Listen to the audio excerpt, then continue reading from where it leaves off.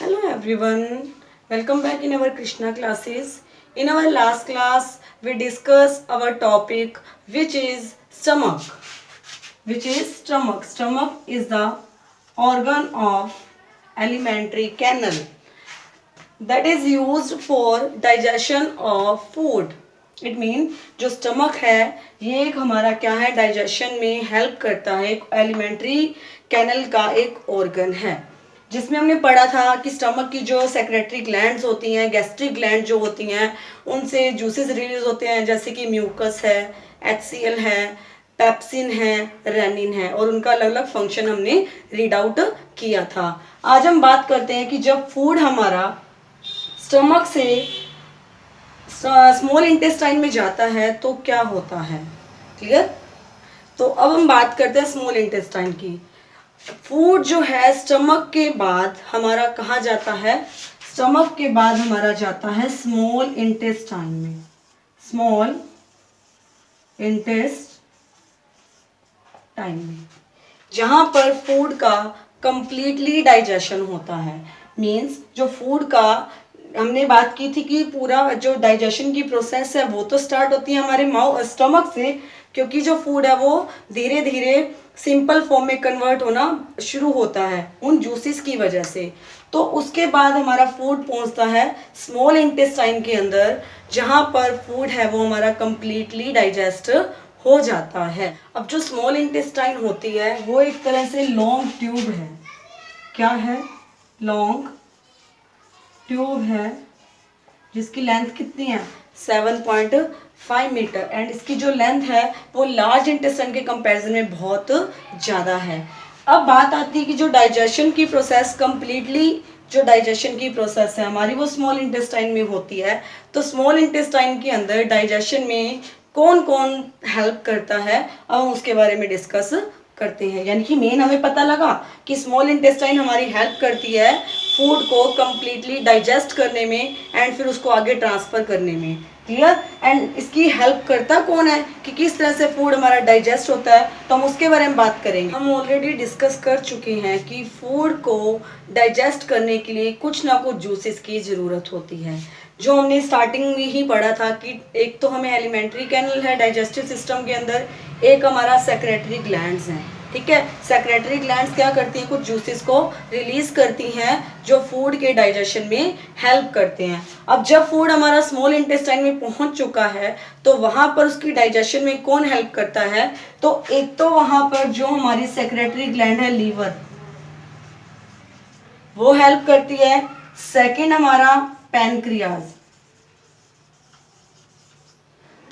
हमारा हेल्प करता है, क्योंकि इन दोनों ग्लैंड से क्या होते हैं? जूसेस रिलीज होते हैं जो हमारे फूड को डाइजेस्ट करते हैं। जो फूड हमारा कॉम्प्लेक्स फॉर्म में होता है उसको सिंपल फॉर्म में कन्वर्ट करते हैं। अब हम बात करते हैं लीवर की, जो हमारी हेल्प करता है फूड के डाइजेशन में, क्योंकि लीवर से क्या होता है? जूसेस रिलीज होते हैं। अब आपको एक स्ट्रक्चर दिखाई दे रही है। हमेशा याद रखना कि जो हमारा लीवर होता है वो हमेशा राइट साइड में होता है एंड जो हमारा स्टमक है वो लेफ्ट साइड में होता है। आपको दिख भी रहा है कि जो लीवर है वो जहाँ मेरा राइट हैंड है वो मतलब राइट साइड हो गई एंड जो मेरा लेफ्ट हैंड है वो हमारे स्टमक की साइड हो गई। तो यानी कि जो लीवर है वो हमारा राइट साइड में है एंड स्टमक जो है वो हमारा लेफ्ट साइड में होता है। एंड अब बात आती है कि लीवर हमारा होता कहाँ पे है। अब जो हमारा स्टमक है उससे नीचे वाला जो पोर्शन होता है उसको हम एब्डोमेन बोलते हैं। क्या बोलते हैं? एब्डोमेन बोलते हैं। एब्डोमेन के ऊपर वाले साइड में, राइट साइड में, एब्डोमेन के ऊपर राइट साइड के अंदर लीवर प्रेजेंट होता है एंड लेफ्ट साइड में एब्डोमेन के ऊपर स्टमक प्रेजेंट होता है। तो जैसे फूड स्टमक के अंदर आता है तो जो लीवर होता है वो जूसेस रिलीज करता है। तो हम पहले लीवर के बारे में जानते हैं कि लीवर है क्या, वो कैसे हेल्प करता है। जो लीवर है हम जानते हैं कि एक हमारी ग्लैंड है, क्योंकि इससे क्या होता है? जूसेस रिलीज होते हैं। तो जो लीवर होती है वो क्या है? हमारे बॉडी में सबसे लार्जेस्ट ग्लैंड होती है, सबसे लार्जेस्ट ग्लैंड होती है। सेकेंड, लीवर से जो जूसेस रिलीज होते हैं जो फूड के डाइजेशन में हेल्प करते हैं, दैट इज बाइल जूसेस। फिर वो जूस जो है वो हमारा स्टोर कहाँ होता है? स्टोर होता है सैक मतलब एक थैली, मतलब जिसको हम क्या बोलते हैं, यानी कि उस सैक को क्या बोला जाता है? Gall bladder. मीन्स जो लीवर क्या है, हमारा लार्जेस्ट ग्लैंड है, जिससे जो हमारा जूसेस जो है वो सीक्रेट होते हैं, रिलीज होते हैं, that is bile juices. And ये जो बाइल जूसेस हैं ये कहाँ स्टोर होते हैं, गाल ब्लैडर के अंदर, जो आपको डायग्राम में दिख रहा है। ये इस तरह से स्ट्रक्चर है कि ये हमारा एक तरह से लीवर है, लीवर के अंदर ये एक तरह से हमारी सैक लाइक स्ट्रक्चर है जिसको हम कहते हैं गाल ब्लैडर। यहाँ गाल ब्लैडर से जो आपके जूसेस स्टोर हुए हैं वो इस स्ट्रक्चर से हमारे कहाँ पहुंचते हैं, स्टमक के अंदर पहुंचते हैं। उसके बाद स्टमक में जिससे क्या होता है, ये हमारे फूड को डाइजेस्ट करने में हेल्प करता है। अब हम बात करते हैं पैनक्रियाज की, क्योंकि पैनक्रियाज भी क्या करता है, जूसेस रिलीज करता है जो फूड के डाइजेशन में हेल्प करते हैं। हम बात करते हैं पैनक्रियाज की, जो क्या है, एक सेक्रेटरी ग्लैंड है। जिस तरह से लीवर जूसेस रिलीज करता है फूड के डाइजेशन के लिए, उसी तरह से पैनक्रियाज भी क्या करता है, जूसेस रिलीज करता है। पैनक्रियाज होता कहाँ पर है, ये स्टमक के नीचे। जैसे ये स्टमक के नीचे क्या होता है, पैनक्रियाज। जिस तरह से ये आपका गाल ब्लैडर अटैच होता है स्टमक के अंदर, जिसके थ्रू हमारा जो जूसेस है वो स्टमक तक पहुंचता है, उसी तरह से पैनक्रियाज में भी इसी तरह सिस्टम होता है कि इसके द्वारा जो रिलीज किए गए जूसेस हैं वो हमारे स्टमक में पहुंचते हैं। अब जो पैनक्रियाज है वो है कहाँ पर, स्टमक के नीचे वाले पार्ट में है। एंड जो पैनक्रियाज के द्वारा या पैनक्रियाज के थ्रू जो सीक्रेट किए जाते हैं जूसेस, उन जूसेस को कहते हैं पैनक्रियाटिक जूसेस। यानी कि जो जूसेस लीवर के थ्रू सीक्रेट किए गए थे उसको कहा गया था बाइल जूसेस, एंड जो पैनक्रियाज है उसके द्वारा जो रिलीज हुए सीक्रेट हुए juices, that is pancreatic juices. अब जो फूड की प्रोसेस है डाइजेशन की, वो हम जानते हैं कि स्मॉल इंटेस्टाइन में क्या हो जाता है, कंप्लीट हो जाती है। जब डाइजेशन की प्रोसेस स्मॉल इंटेस्टाइन के अंदर कंप्लीटली होती है तो डाइजेशन के बाद जो हमारे न्यूट्रिएंट्स होते हैं फूड के अंदर, कार्बोहाइड्रेट है, फैट है, यानी कि जो कॉम्प्लेक्स सब्सटेंस है उनको सिंपल सब्सटेंस में ब्रेक डाउन किया जाता है। जो फूड हमारा स्मॉल इंटेस्टाइन के अंदर डाइजेस्ट हो गया है, डाइजेशन के बाद हमारी जो फूड के कंपोनेंट्स होते हैं लाइक कार्बोहाइड्रेट्स, वो क्या होते हैं, सिंपल सब्सटेंस में ब्रेक डाउन हो जाते हैं। यानी कि जो कार्बोहाइड्रेट होता है वो हमारा सिंपल शुगर में कन्वर्ट हो जाता है, जो फैट है वो फैटी एसिड, यानी कि एक तरह से सिंपल सब्सटेंस में कन्वर्ट हुए हैं। तो फैट जो जब सिंपल सब्सटेंस में कन्वर्ट होती है तो उसको बोला जाता है फैटी एसिड। उसी तरह से जो प्रोटीन है ये किस में कन्वर्ट हो जाते हैं, एमिनो एसिड के अंदर। अब हम ऑलरेडी जो हमारा चैप्टर है न्यूट्रिशन इन एनिमल, अब न्यूट्रिशन की जो प्रोसेस होती है हम ऑलरेडी पढ़ चुके हैं कि उसके अंदर क्या होता है कि फूड को एक तो टेक इन होता है एंड उसका हमारी बॉडी के द्वारा यूज किया जाता है। तो जो न्यूट्रिशन के अंदर स्टेप्स हमारे होते हैं डिफरेंट, फर्स्ट होता है ingestion, second is digestion, third is absorption, fourth is assimilation, and last is egestion। यानी कि ये जो 5 स्टेप्स हैं ये न्यूट्रिशन के स्टेप्स होते हैं एनिमल्स के अंदर, एक तरह से किसी भी के अंदर भी हम काउंट कर सकते हैं। तो इंजेशन की प्रोसेस में हम ऑलरेडी पढ़ चुके हैं कि जब फूड है हमारे माउथ के थ्रू हमारी बॉडी में जाता है तो उस प्रोसेस को कहते हैं इंजेशन।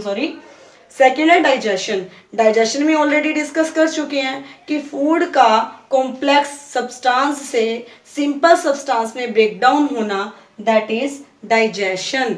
जो हमने पढ़ा अभी किसके अंदर, स्मॉल इंटेस्टाइन के अंदर, की डाइजेशन की पूरी प्रोसेस किसके अंदर होती है, स्मॉल इंटेस्टाइन के अंदर होती है। अब थर्ड स्टेप आता है हमारा अब्जॉर्प्शन का।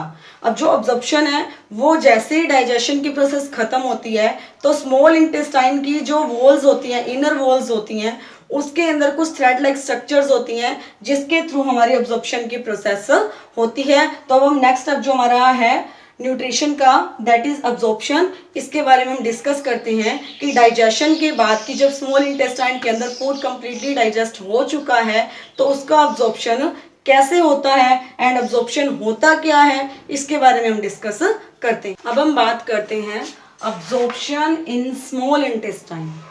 अभी अभी मैंने बताया आपको कि स्मॉल इंटेस्टाइन की जो इनर वॉल्स होती हैं उसके अंदर कुछ फिंगर लाइक इस तरह से फिंगर लाइक एक स्ट्रक्चर होती है जिसको बोला जाता है विली।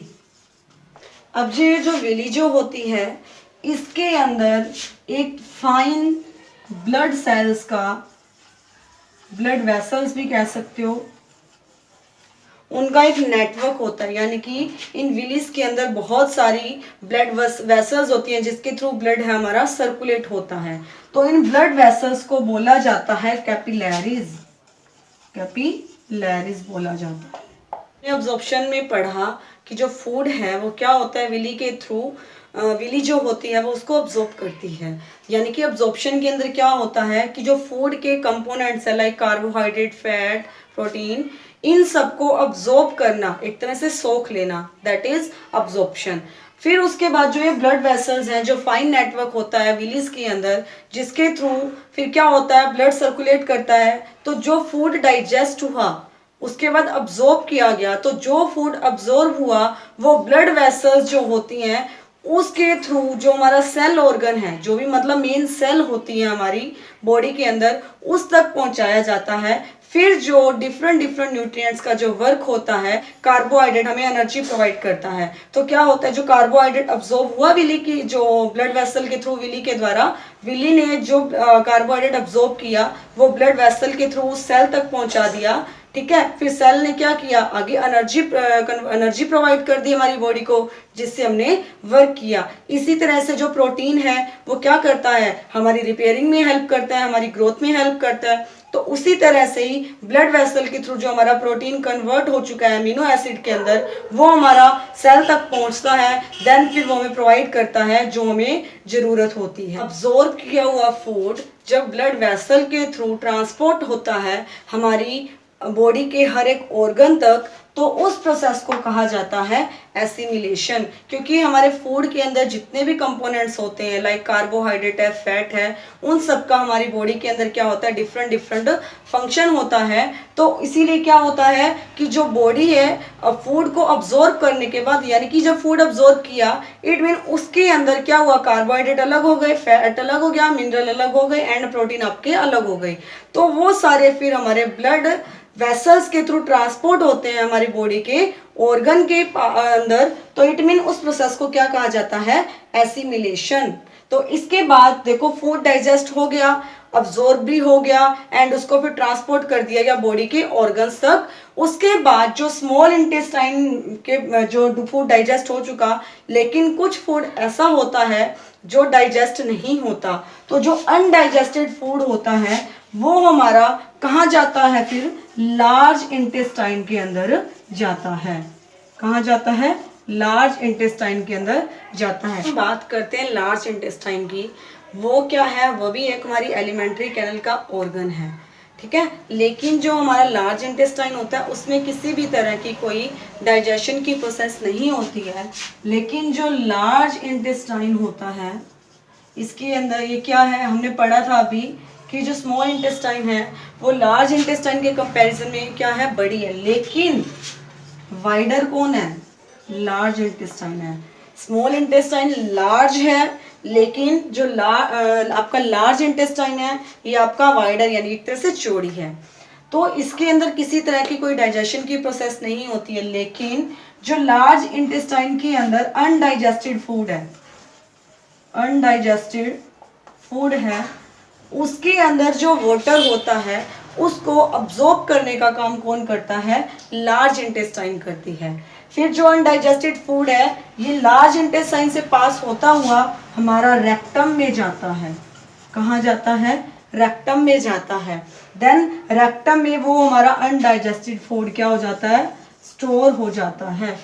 जो स्टोर हुआ फूड है अनडाइजेस्ट, फिर हमारी बॉडी क्या करती है, एनस के थ्रू वो सॉलिड वेस्ट को रिमूव कर देती है। दोबारा रिपीट कर रही हूँ, लार्ज इंटेस्टाइन के अंदर जो अनडाइजेस्टेड फूड है उसके अंदर जो वाटर अब्जॉर्ब है वो होता है, लेकिन लार्ज इंटेस्टाइन किसी तरह से डाइजेशन में हेल्प नहीं करती, क्योंकि डाइजेशन की प्रोसेस हमारी कहाँ खत्म हो चुकी है, स्मॉल इंटेस्टाइन के अंदर खत्म हो चुकी है। फिर जो अनडाइजेस्टेड फूड है वो लार्ज इंटेस्टाइन से पास होता हुआ हमारा रेक्टम में जाता है, देन रेक्टम में वो स्टोर हो जाता है एज अ सॉलिड में, देन फिर वो हमारा एनस के थ्रू रिमूव कर दिया जाता है हमारी बॉडी के द्वारा। अब जो ये सॉलिड वेस्ट का बाहर निकलना है, रिमूव होना है, उस प्रोसेस को कहते हैं इजेशन। उस प्रोसेस को क्या कहते हैं, इजेशन। अब हमारे न्यूट्रिशन में डिफरेंट स्टेप थे। फर्स्ट था इंजेशन, जिसमें क्या था, फूड हमारा माउथ के थ्रू हमारी बॉडी में जाना, दैट इज इंजेशन।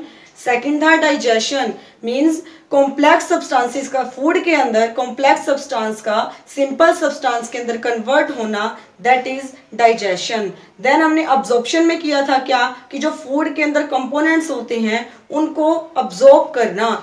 नेक्स्ट फिर किया था हमने एसिमिलेशन। एसिमिलेशन में क्या किया था, जो अब्जॉर्ब फूड है उसको ब्लड वेसल के थ्रू हमारी बॉडी के ऑर्गन तक ट्रांसपोर्ट करना। एंड लास्ट जो हमारा अनडाइजेस्टेड फूड होता है, जो एनस के थ्रू बाहर आता है, उस प्रोसेस को कहते हैं इजेशन। ये हमारा कंप्लीट होता है डाइजेशन इन ह्यूमन।